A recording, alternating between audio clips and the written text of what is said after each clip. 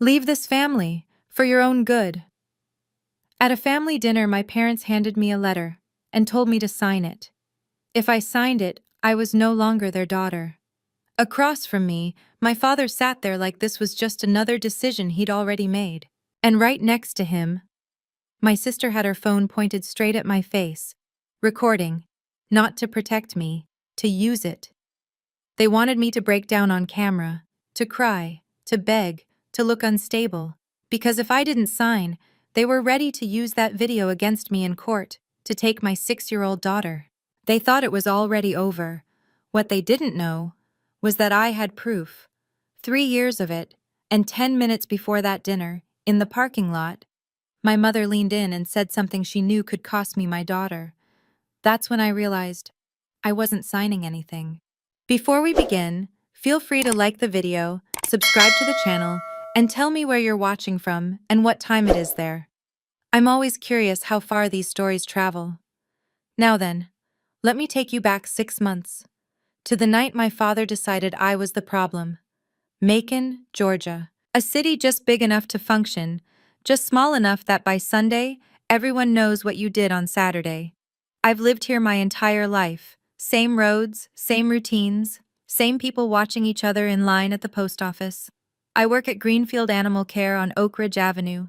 I'm a vet tech. That means I'm the one holding your shaking Labrador steady while the doctor gives the shot. It means I go home smelling like antiseptic and golden retriever. My daughter Lily says I smell like love. That kid keeps me grounded. Lily is 6. She's in the phase where every sentence starts with, "But why?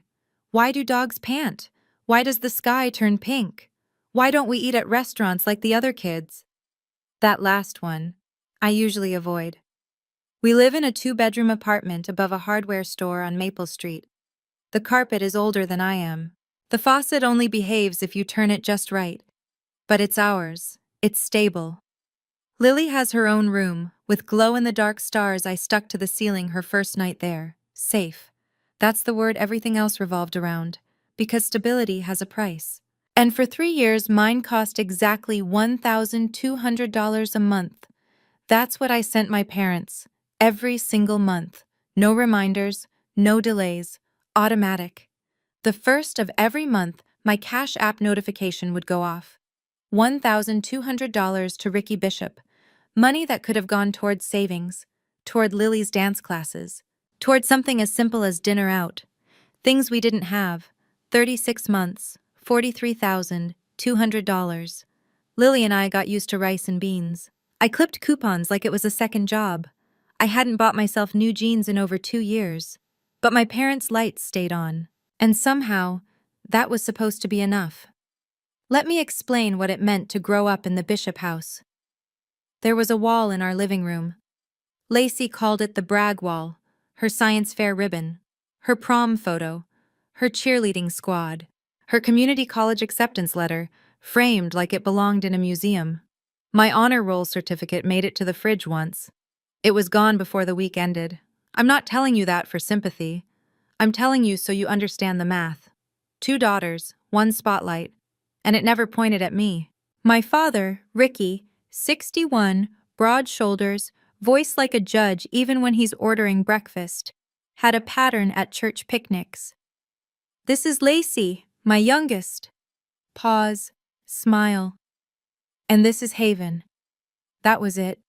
No detail, no pride, just an afterthought. Like I was the period at the end of someone else's sentence. My mother, Tony, 58, was different. She didn't ignore me, she organized me. "Haven, set the table. Haven, pick up your sister. Haven, stay home this weekend. Your father needs help."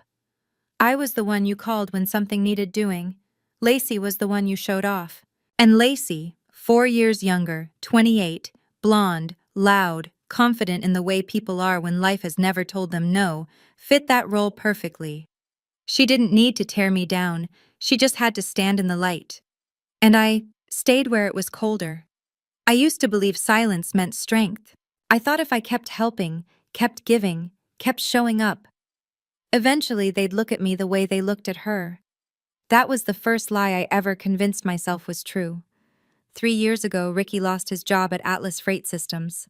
19 years managing a warehouse, reduced to a cardboard box and 2 weeks severance. He was 58. He told no one, not the neighbors, not his friends, not even the guys at the VFW. To the outside world, it was early retirement. Tony repeated that story like it had been rehearsed. The call came at 11:14 on a Tuesday night. Her voice was thin, fractured. "Haven, your father won't eat. We're 3 months behind on the electric bill. I don't know what to do." I was sitting on Lily's bedroom floor folding laundry. She was 3 at the time, sprawled across her bed like she owned the world. "How much?" I asked. $1,200 would cover everything.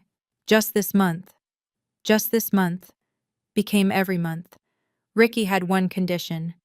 "Don't tell anyone, especially not Lacey. I don't want pity for my own kids." He said it like he was assigning me a responsibility, not asking for help.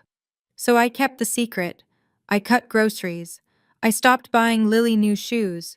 There was a consignment shop on 3rd, $4 a pair if you looked hard enough. I picked up extra shifts at the clinic whenever I could. And meanwhile, Lacey, still living rent-free in their guest room, posted a photo on Instagram.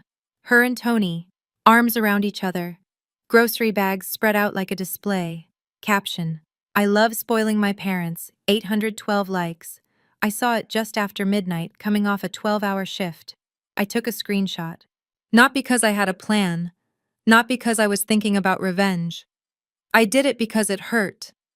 And I needed proof that the hurt wasn't something I imagined." That screenshot stayed with me the entire time. 18 months ago, Lacey met Ethan Caldwell.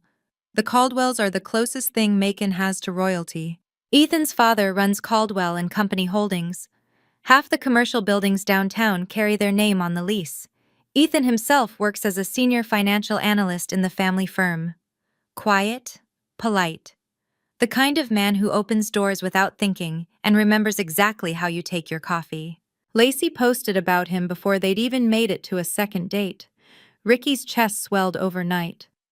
Tony started shopping at the nicer grocery store across town, the one with the organic section, using, I should point out, money I had sent. That relationship didn't just change things, it recalibrated everything. Image stopped being important. It became everything, carefully constructed. Ricky retired his old flannel shirts and showed up at the hardware store in a blazer. Tony started getting her hair done every 6 weeks. Conversations about our family became curated.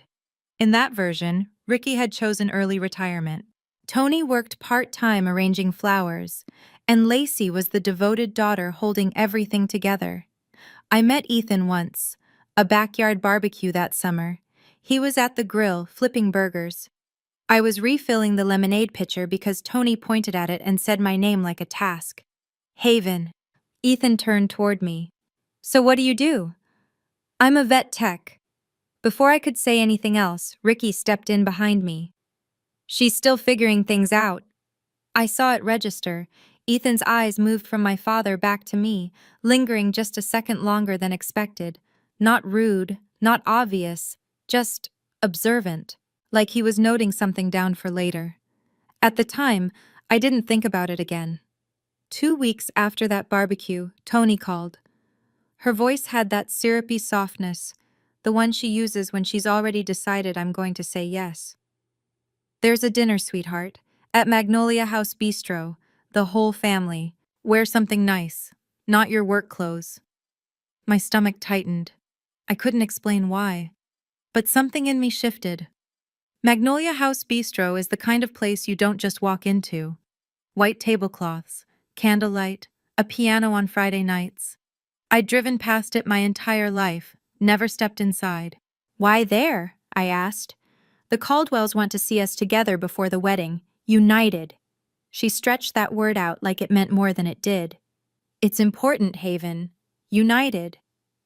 The last time my mother used that word, she needed me to co-sign Ricky's auto loan. I said yes that time. This felt different. "When is it?" "Saturday, 7:30. I've already made the reservation." She didn't ask if I was free. She told me where to be. I hung up and stared at the ceiling. Something didn't sit right. It felt like the air before a Georgia storm, heavy, charged, waiting for something to break. So I called Nicole. Nicole Carter, my best friend since high school, mother of twin boys, the only person in Macon who knew I'd been sending money to my parents. She works front desk at a dental office and has a built-in lie detector sitting right above her left eye. "They invited you to Magnolia House?" she said flatly. "Yeah. Haven, your parents haven't taken you out to dinner since you were 16, at a chain restaurant. Something's off." "I know." "Then don't go." I glanced over at Lily, sitting at the kitchen table, coloring with a purple crayon. Her tongue pressed against her lip in concentration like she was performing surgery. "If I don't go, they'll spin it. Say I'm the one causing problems before Lacey's wedding. In this town, that doesn't just stick to me, it sticks to Lily, too." Nicole went quiet. 3 seconds. That's a long silence for her. "Then go," she said finally. "But don't go unprotected." I didn't have armor, but I had something close, a habit of saving every receipt I'd ever been given. The night before the dinner, I didn't sleep. I sat at the kitchen table at 1 in the morning with a calculator, a pen, and something tight in my chest that wouldn't go away, because I knew one thing with absolute clarity. My parents only had leverage over one part of my life. Lily. My ex-husband, Brandon, wasn't a bad man, just a man who realized too late that he didn't want to be a father yet. We divorced when Lily was 2, joint custody on paper. In reality, he took her every other weekend and considered that enough. He moved to Charlotte, started dating a dental hygienist named Courtney, bought a house with a yard. But his mother, Evelyn Cole, was the real variable. From the beginning, she believed Lily should be with them full-time. She kept a folder. I'm not exaggerating. A physical folder. Inside it, every detail she thought could prove I wasn't a fit mother. The apartment, my work hours, the time Lily showed up to preschool with mismatched socks. If my parents fed her anything, if they suggested I was unstable, that folder would be in a lawyer's hands before Sunday brunch. Charlotte was 4 hours away, close enough to interfere, far enough not to help. All it would take was one call, and she'd drive down the same night. I looked down the hallway toward Lily's room. The glow-in-the-dark stars on her ceiling cast a faint green light through the door. Losing my parents? I could survive that. I'd been halfway gone from them since I was a teenager. But losing Lily? That wasn't even a thought I could hold without my chest tightening. So I made a decision. Go to the dinner. Stay calm. Sign whatever they put in front of me. Keep the peace. Protect Lily. That was the plan I walked in with. But plans don't survive the moment someone uses your child's name like a weapon. And mine was about to. Saturday afternoon, 4 hours before dinner, I packed Lily's overnight bag for Nicole's house. Pajamas, toothbrush, Mr. Bunny, the stuffed rabbit she'd had since birth, now held together by love and a little bit of thread. While she debated between 2 pairs of shoes, an ordeal that took 10 minutes, I opened Cash App on my phone. I don't know why, instinct maybe, or the feeling that I needed to know exactly where I stood before walking into whatever was waiting for me at that table.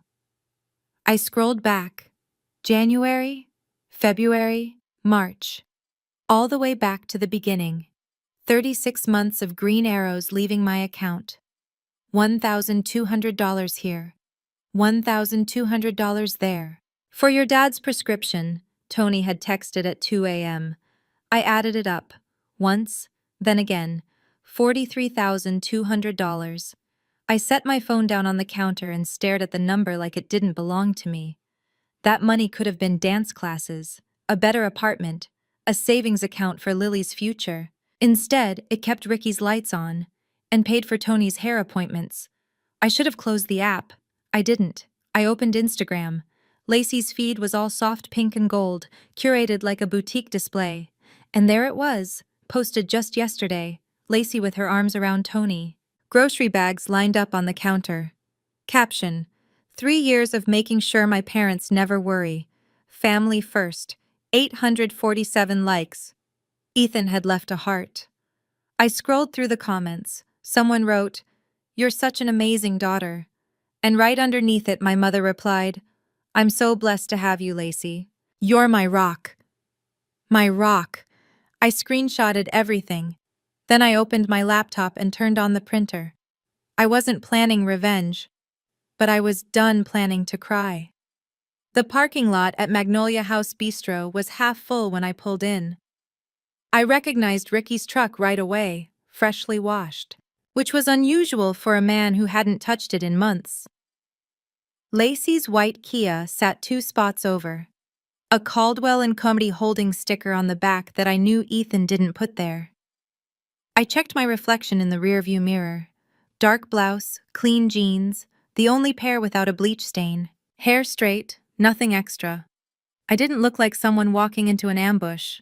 I looked like someone picking up takeout. In my bag, under my wallet, was a manila envelope. Thin, light, heavy enough to end 3 years of silence. I walked in. Table 7, by the window. Candles already lit. Bread basket centered, water glasses filled. The piano player in the corner was working through something soft and forgettable.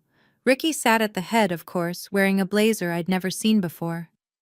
Tony wore a navy dress, her pearl necklace catching the light. Her eyes were already red around the edges. Prepared. Lacey sat beside Ethan, holding a champagne flute, face done like she belonged in an ad. Her phone was propped against the small vase in the center of the table, screen facing my empty seat. I knew that angle. I'd read about it, how people position phones for covert recordings during custody disputes. The camera was aimed exactly where my face would be. Ethan stood when I approached. He was the only one. "Haven." He nodded, a small, genuine smile. "Hey." Ricky didn't stand. Tony tapped the chair beside her. "You look nice, honey. Sit." The chair felt cold. The bread smelled warm. And across from me, Lacey's phone screen glowed faintly red. Recording. For 15 minutes we played along. Ricky asked Ethan about a property deal on the south side of town. Tony complimented Lacey's earrings. Ethan asked me how work was going. "Fine," I said. No one asked about Lily. The appetizers came out, shrimp cocktail, roasted beet salad, things I'd never order because they cost more than my weekly groceries. I took one bite of shrimp. It tasted like money I had sent. Then Ricky cleared his throat. That sound. I'd heard it 1,000 times, before report cards, before lectures, before every moment my life was about to shift without my say. That throat clear was his gavel. He reached into his blazer and pulled out a white envelope. Tony's handwriting on the front.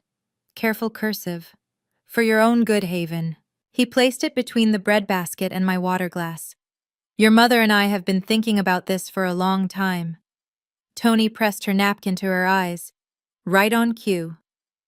Ricky opened the envelope himself, unfolded 2 typed pages, and began reading.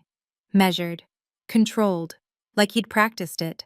The letter talked about irreconcilable differences in values and lifestyle.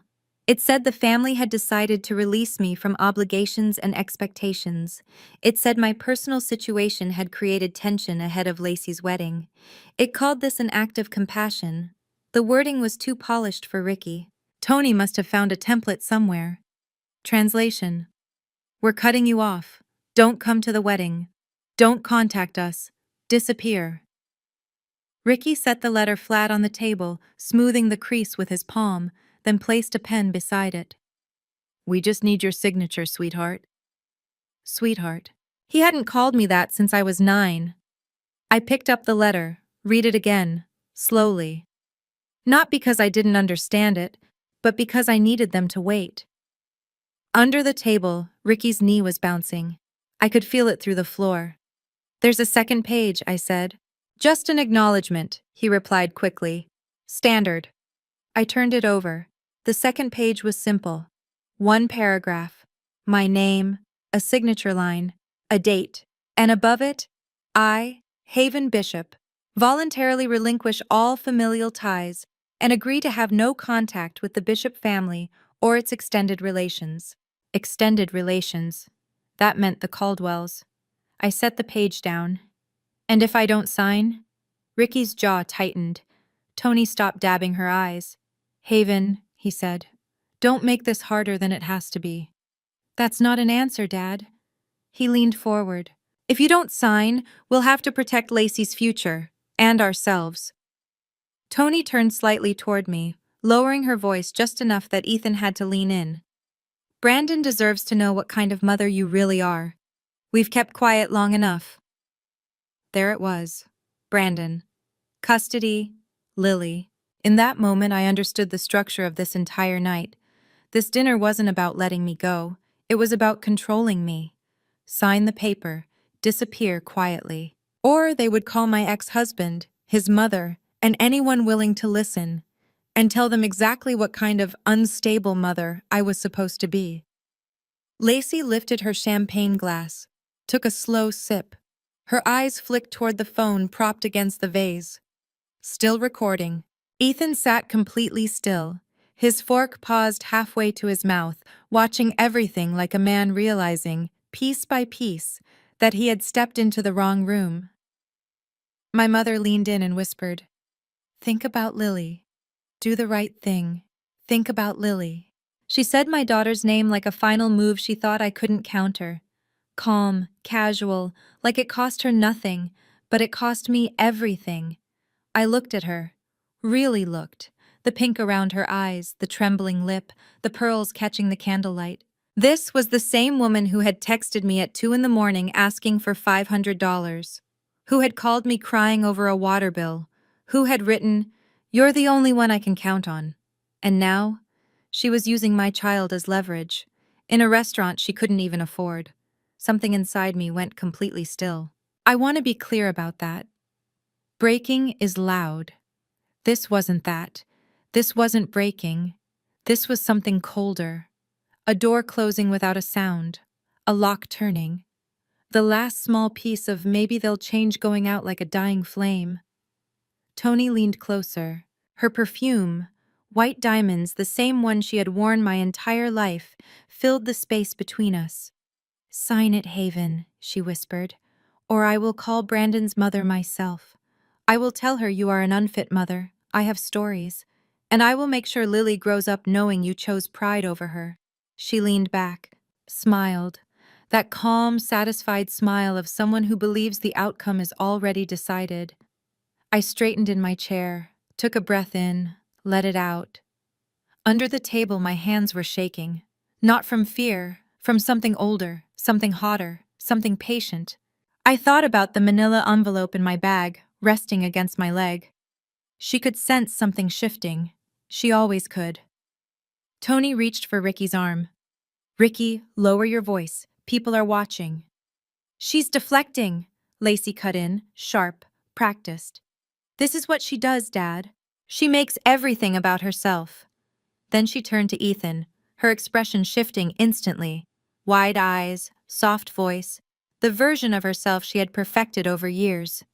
"I'm sorry you're seeing this. She's always been like this." Ricky followed right behind her, pivoting toward Ethan like a man closing a deal. "Ethan, I apologize for the disruption. Haven has always been dramatic.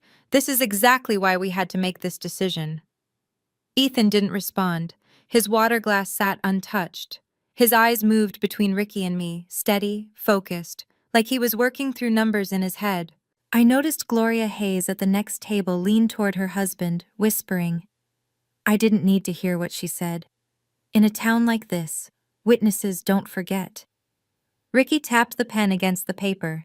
"Sign it, Haven. Let's put this behind us and enjoy the rest of the evening." His voice was calm again. Controlled.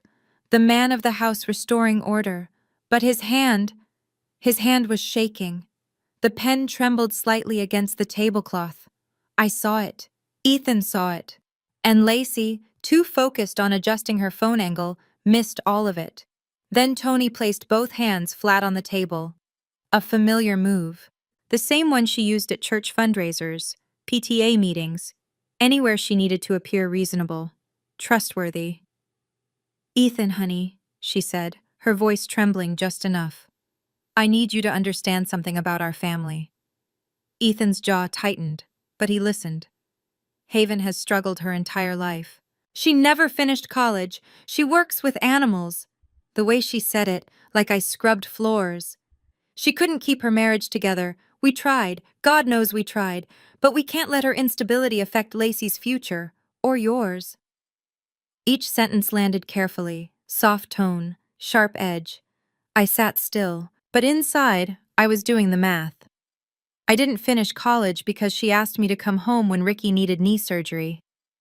Just one semester, sweetheart. That semester became 2, then I got pregnant, and that was the end of it. I couldn't keep my marriage together? She was the one who introduced me to Brandon, pushed the relationship, planned the wedding. When he left, she said, "Some women just aren't meant for marriage." And works with animals? Last Tuesday at 3 in the morning, I held a dying dog while I called its family myself. But sure, just animals. Ethan set his fork down quietly. Lacey told me Haven chose to leave school, he said. That's right, Tony answered quickly. She also said your husband's surgery was minor, outpatient. Tony's mouth opened, closed. Ethan turned to Lacey. You told me it was arthroscopic. Nothing serious. Lacey stared down at her champagne glass, turning it slowly, watching the bubbles rise. That's not... It's more complicated than that. Is it? Ethan asked. The piano shifted to a new song. No one at our table noticed. Lacey was unraveling. I could see it, the small shift in her posture, her shoulders pulling back, tight.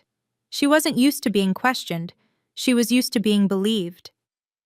Haven, she snapped, dropping the soft voice. Just sign the letter. Don't make this ugly. What happens if I don't?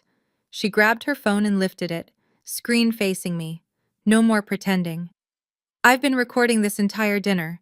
If you don't cooperate, I'll send this to Brandon's lawyer. A mother having a breakdown in public? That's not going to look good in custody court.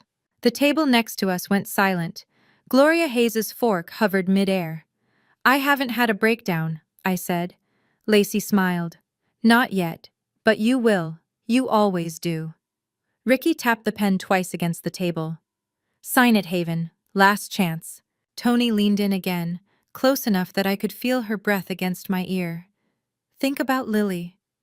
There it was again. Her name, the weapon, all 3 of them watching me now, waiting, for the crack, for the tears, for the moment Lacey could use. Ethan didn't move.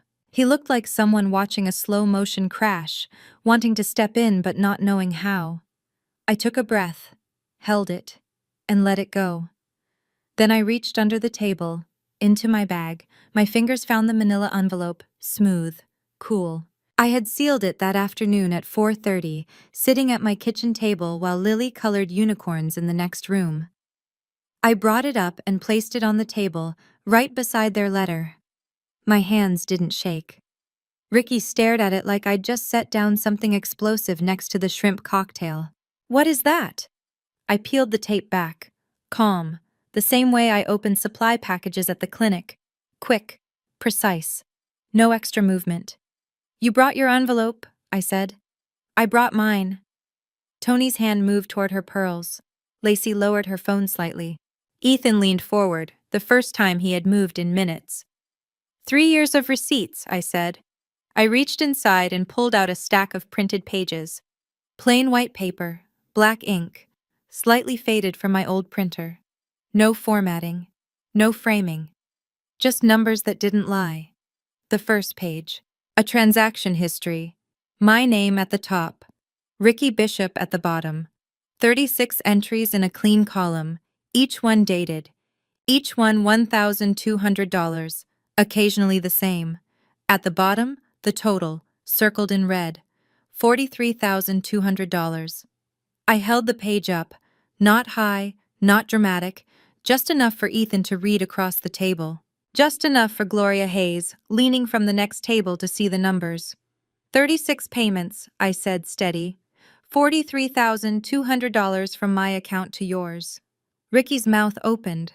No sound came out, like someone had cut the power. Tony's eyes widened. Not performance this time. Real. Lacey set her glass down too hard. The stem rattled against the table. I placed the page flat beside their letter. Side by side, their version, my numbers. "Do you want the rest?" I asked. "Because I have 2 more pages." No one stopped me. No one could. I pulled out the second page. Printed messages. Time stamped. Names visible. At the top, Mom. November 15th, I read. 11:47 p.m. I glanced at Tony. She looked like she couldn't breathe. "Haven, please. The water bill is $340. Your dad won't ask, but we're desperate. Don't tell Lacey. She'll worry." "Haven," Tony started. I turned the page slightly so Ethan could see. Date, time, sender, all of it clear. January 3rd, 2:08 a.m. "Can you send 500 extra this month? Your dad needs his prescription. You're the only one I can count on." Tony reached across the table. "Give me that." I pulled the page back, slowly, carefully, like peeling something away that had been stuck too long. March 19th, 1:14 a.m. "Haven, the mortgage company called again. I'm so scared. Please don't tell your father I texted you this late." Ricky turned toward her. His face had drained of color. "You were texting her at 1 in the morning?" "Ricky, I was scared. Every month," I said. "Every month. Midnight. 1 a.m., 2 a.m. While Lily was asleep and I was sitting there trying to figure out if I could afford both groceries and your electric bill." Ethan reached for the first page. He studied it the way someone in his field studies numbers, line by line, entry by entry. Then he looked up at Lacey. "You said you were covering their expenses." Lacey's face flushed. Not embarrassment, exposure.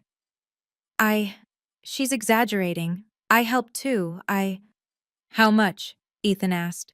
Quiet, direct. "How much did you send them, Lacey?" The piano kept playing. Lacey didn't answer, because there was no number. I placed the third page on the table, the last one, a color printout. Her post, 2 days ago. Lacey and Tony, arms around each other, grocery bags arranged like a display. Caption in her usual bubbly font, 3 years of making sure my parents never worry, family first. I set it beside the transaction records. "This," I said, pointing to the post, "is what she told people." Then I moved my finger to the bank records. "This is what I actually paid." The 2 pages sat there like a split screen, fiction on one side, $43,200 of truth on the other. Ethan looked at both. His expression didn't turn to anger. It settled into something quieter, heavier, disappointment. The kind that comes when someone finishes reevaluating who you are. He turned to Lacey. "Which part should I believe?" he asked. "The caption or 36 transfers?" "Ethan, I can explain." "Which part?" he repeated. "The part where you took credit for your sister's money? Or the part where your parents planned this dinner to cut her off?" Lacey's mouth moved. Nothing came out. Tony started crying, not controlled this time. Real tears. Her mascara ran down her face in thin streaks. For the first time I could remember, her crying didn't make me feel guilty. It made me feel tired. Ricky sat frozen.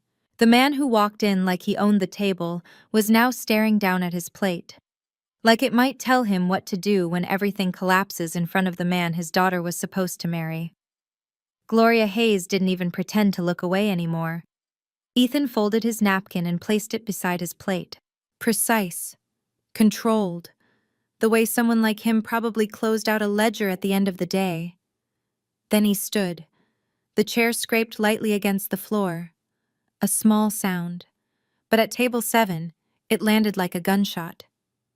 "Where are you going?" Lacey's voice lifted, sharp, unfamiliar. The polished version of her was gone.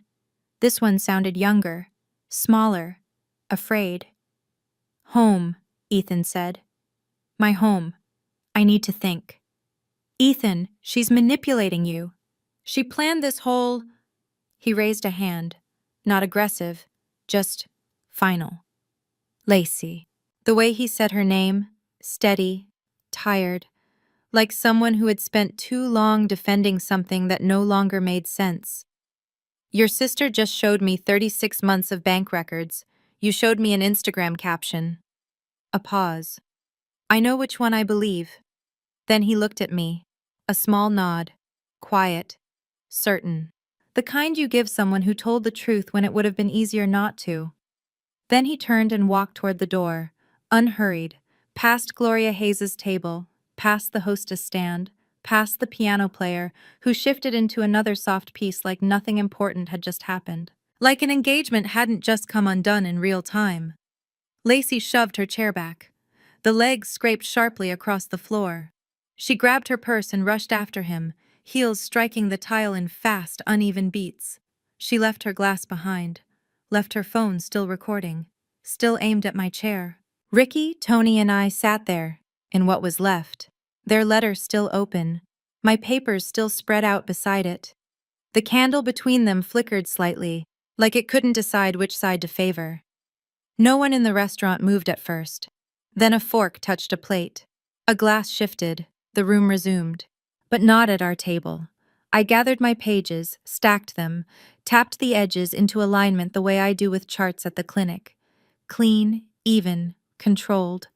Then slid them back into the envelope. Ricky spoke first. His voice sounded rough, dry. You just ruined your sister's engagement. I looked at him, my father. The man who had spent 32 years introducing me like I didn't matter. No, I said. Lacey's lies ruined her engagement. A small pause. I just stopped covering for her. Tony's hands were flat against the table, mascara streaked down her face, her necklace rising and falling with each shallow breath. After everything we've done for you, you've done nothing for me, Mom. No anger, no sharpness, just truth. I did everything for you. I pointed to the letter, for your own good. Her careful handwriting, now blurred by a ring of water from Ricky's glass. And this is what I got back. I stood, picked up my bag, slid the strap over my shoulder. I'm not signing your letter. A breath. I'm done asking to be let in, and I'm not your secret anymore. Ricky opened his mouth. I didn't stop. Starting tonight, I'm done sending money. I'm done disappearing to make you comfortable. And if either of you contacts Brandon, or his mother, about Lily, if you say one word about my ability as a parent, I tapped the envelope lightly. This becomes public. Not private. I pushed my chair in quietly. No noise, no scene. I hope you figure out how to pay your own bills. I carried that for years, on a vet tech salary, while raising a child by myself.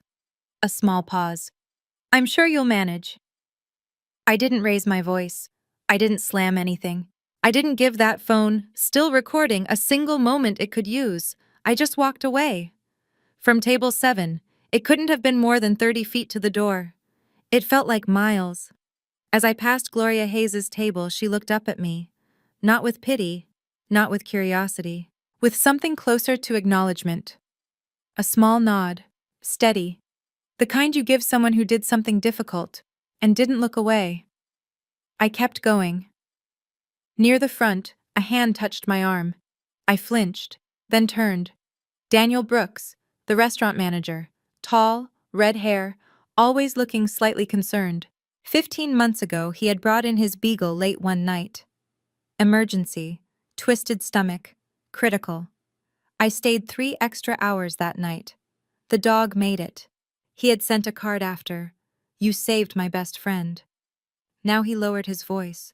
"Your check tonight. It's taken care of." "Daniel, you don't have to." He shook his head. "Biscuit says thank you." That almost did it. Not the free meal. The fact that in a place where my own family had just tried to erase me, someone remembered exactly who I was. That's how towns like this work. They see everything, and sometimes, they see you. I stepped outside.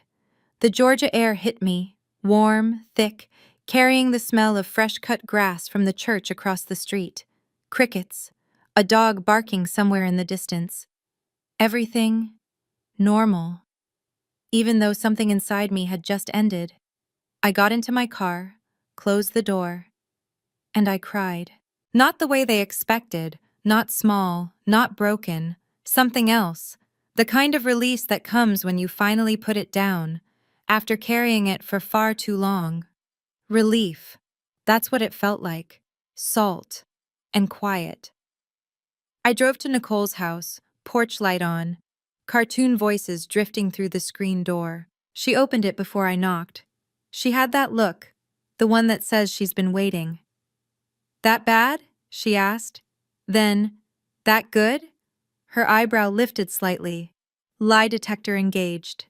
But she didn't push. "Mommy!" Lily came running down the hallway in her unicorn pajamas, socks sliding across the floor. She hit my legs full speed and wrapped her arms around me. "Mommy, Aunt Nicole let me have 2 popsicles." "2?" I said, crouching down. "That's serious."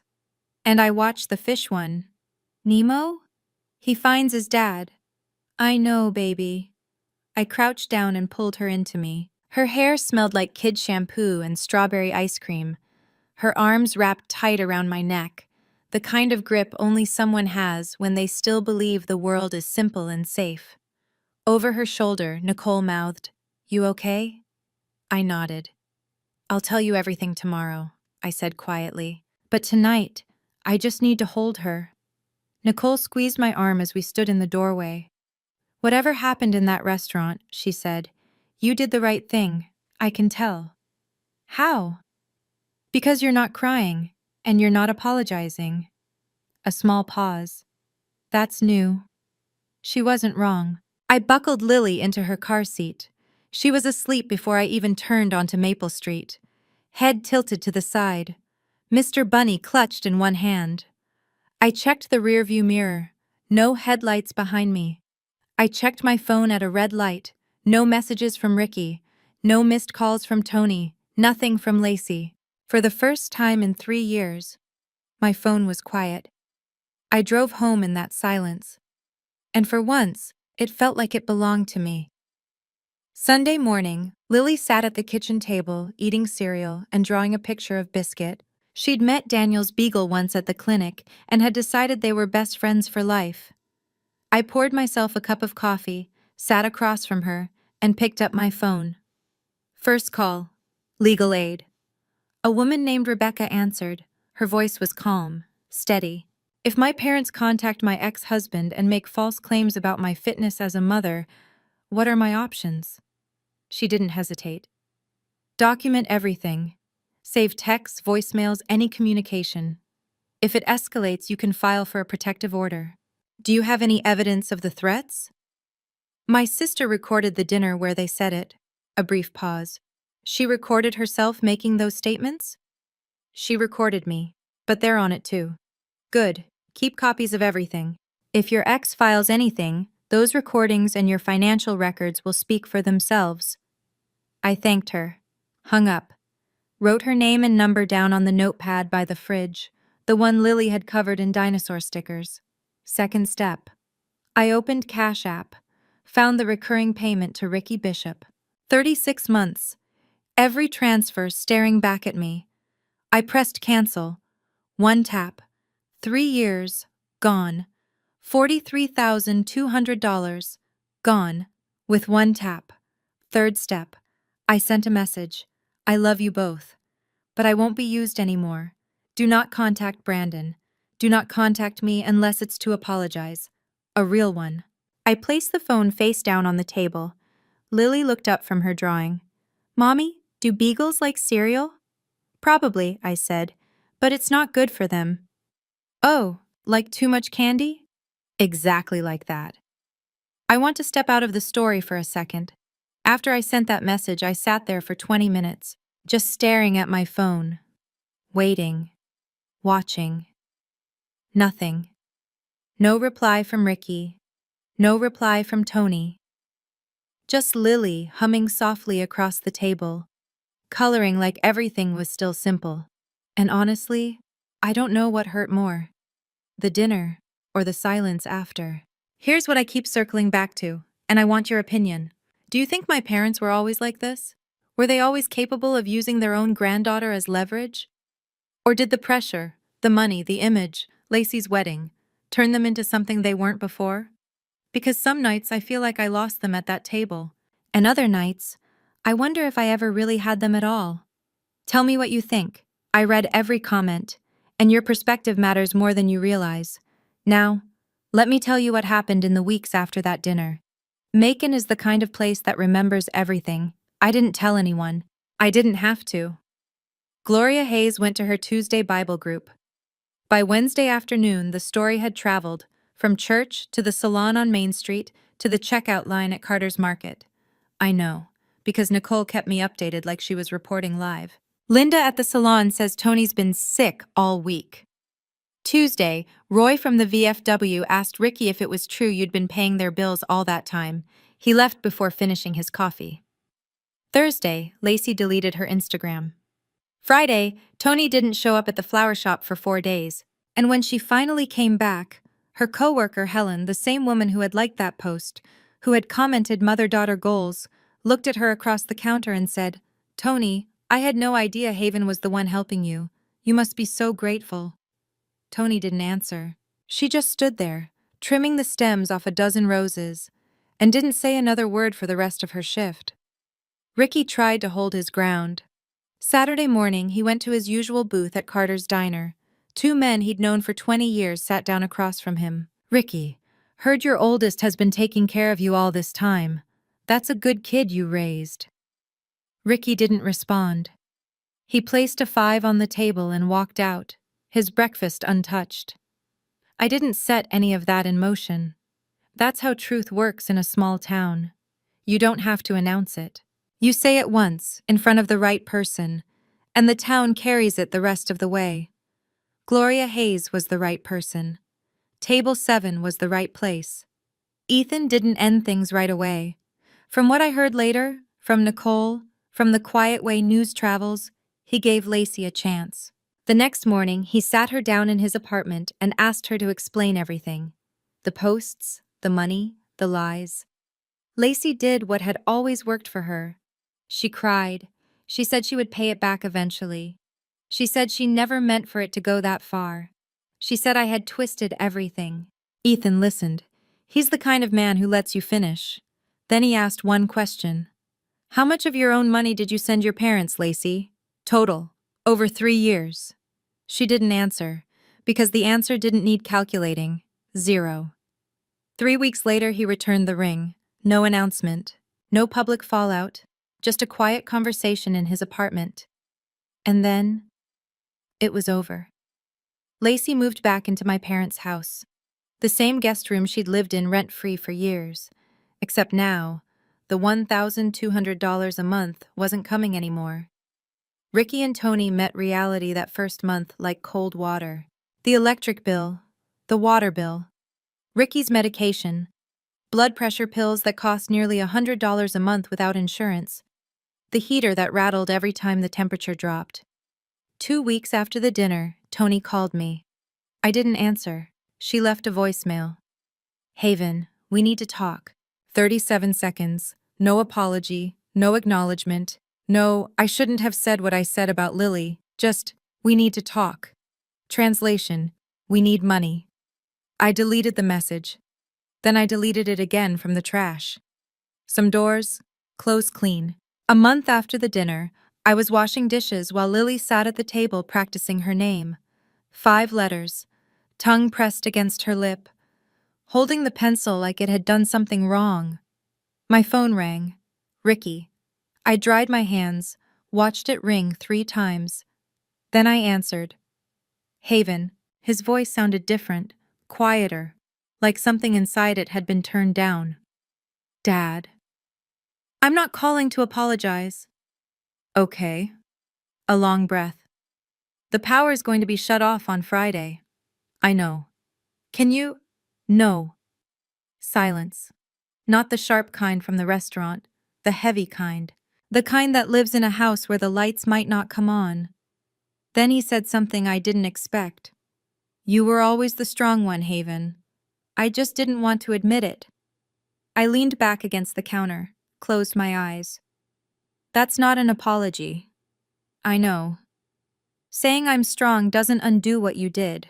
It doesn't undo the letter, or the threats, or Mom saying she'd call Brandon.